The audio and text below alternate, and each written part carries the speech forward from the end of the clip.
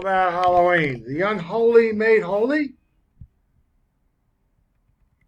The other trappings of Halloween are all steeped in magic and the occultic practices of ancient civilizations. With the advent of Christianity, rationalizations were given to these practices in order to make them palatable to the church, while providing for appeasement of pagans forced to become Christians or lose their lives at the hands of the Roman clergy. One variation on trick or treat, for example, was for children to go around on the eve of All Souls' Day, the day following All Saints' Day, offering to fast for the departed souls of loved ones in exchange for money or some other offering.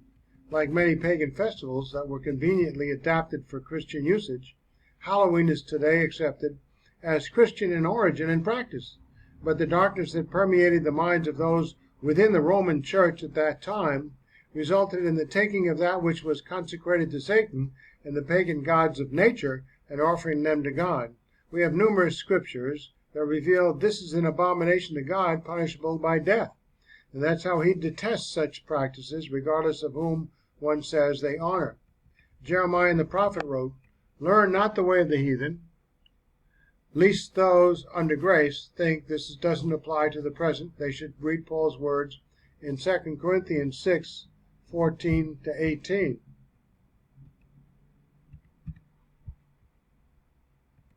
To engage in revelry associated with such an Antichrist festivity as Halloween is a slap in our Lord's face. Yet because of vain tradition, Christian parents and even some churches go all out to make Halloween a special time of celebration.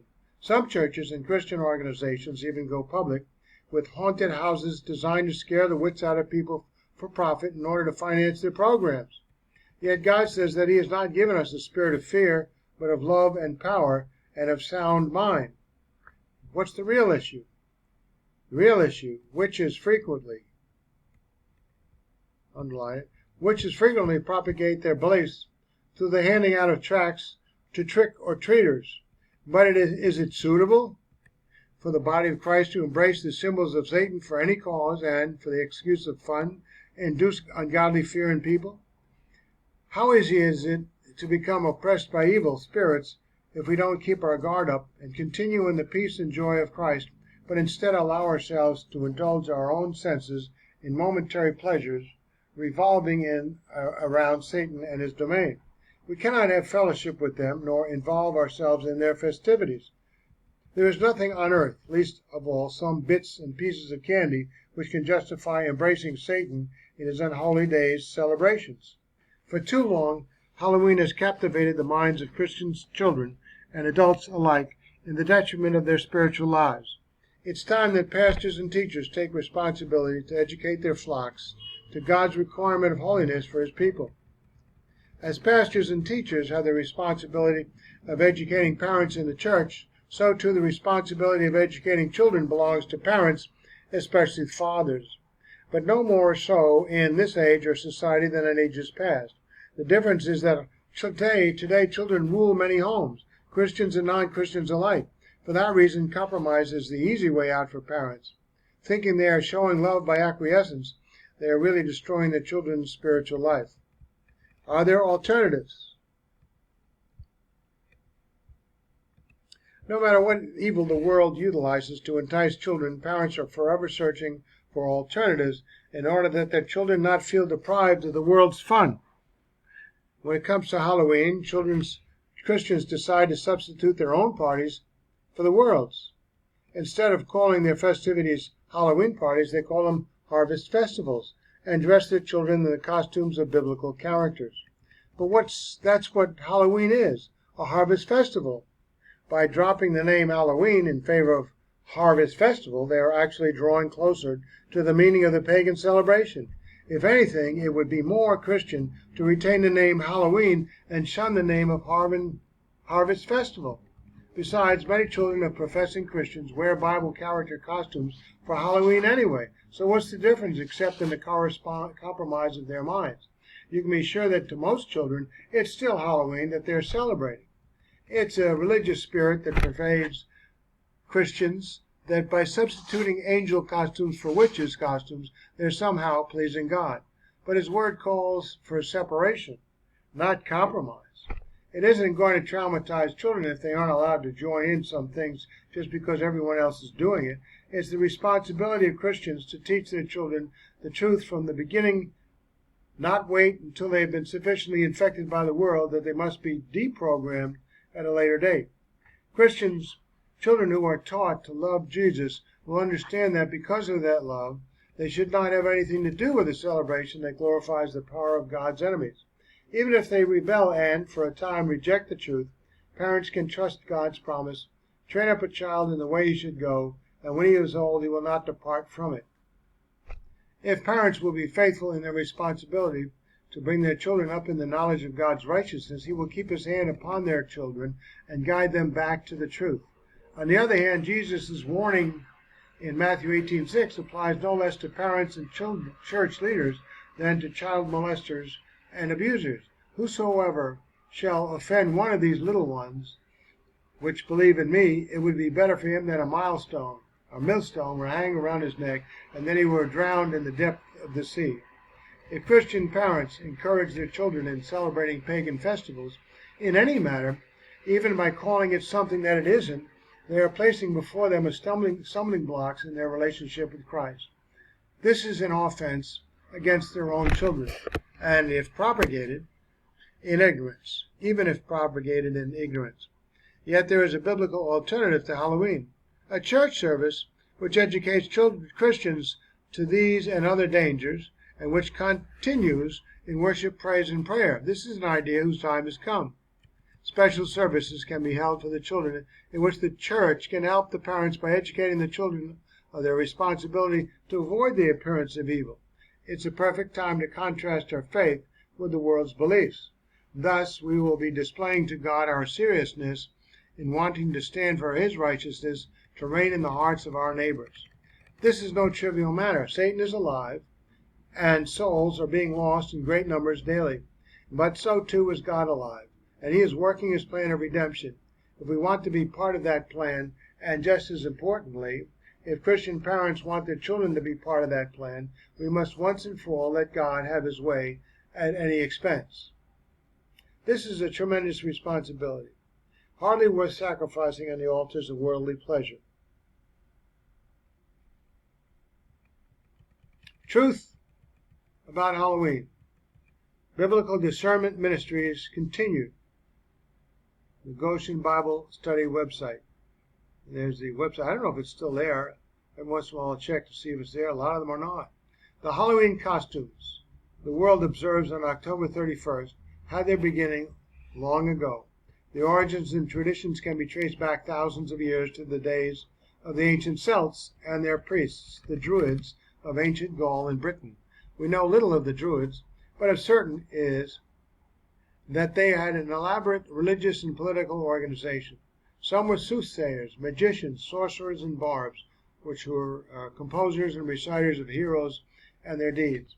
Their religion worshipped numerous gods and natural objects such as trees and wells and so on, in which magical practices were involved.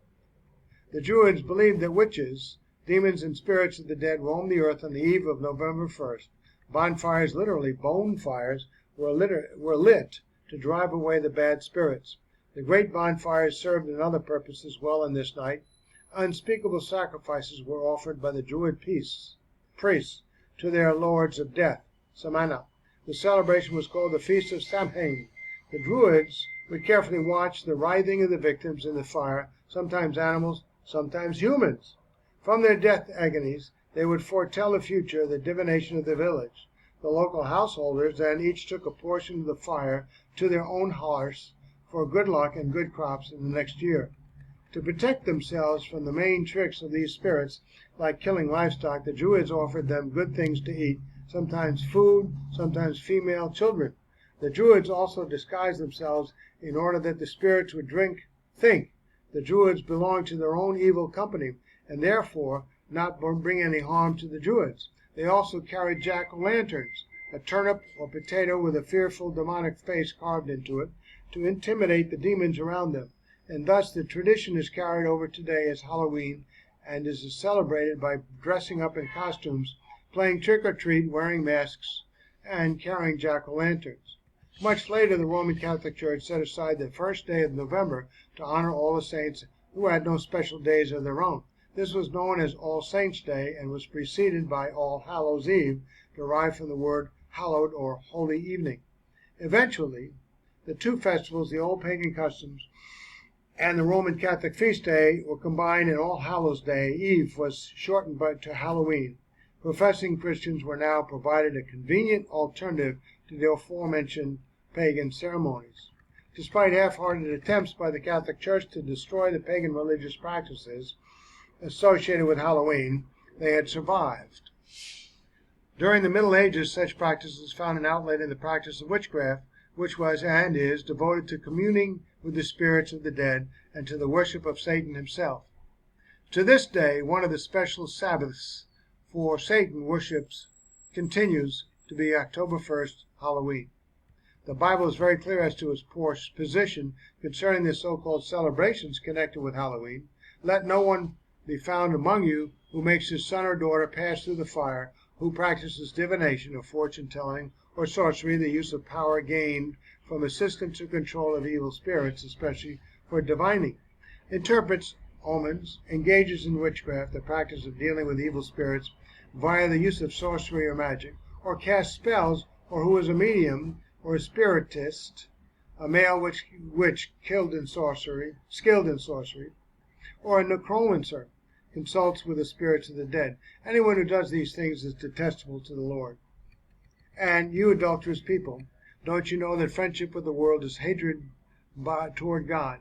Anyone who chooses to be a friend of the world becomes an enemy of God.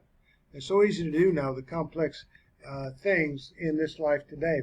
Yet we still hear professing Christians claim that letting the kids dress up in costumes, playing trick-or-treat, or wearing masks, and carrying jack-o'-lanterns doesn't mean anything pagan or occultic to me, so I'll exercise my Christian liberty and partake in all of it.